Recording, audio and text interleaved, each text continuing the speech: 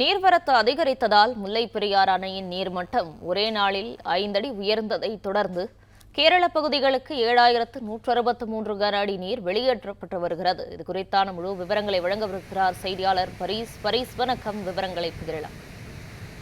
வணக்கம்.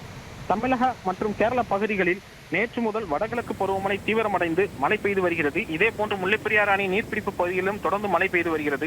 இதன் காரணமாக அணையின் நீர்வரத்து நேற்றைய தினம் 2748 கன அடி நீர் வந்து கொண்டிருந்த நிலையில் நேற்று மாலை முதல் பெய்த மழையின் காரணமாக இன்று காலை நேர நிலவரப்படி 17,828 கன அடியாக உயர்ந்துள்ளது.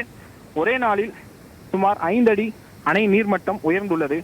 தொடர்ந்து அணையில் ரூல் கர்வ் முறை அமல்படுத்தப்பட்டிருப்பதால் முல்லைப்பெரியாறு அணையிலிருந்து 13 மதகுகளும் தற்போது திறக்கப்பட்டு கேரளா பகுதிக்கு சுமார் 7163 கன அடி நீர் உபரியாக திறந்துவிடப்பட்டுள்ளது.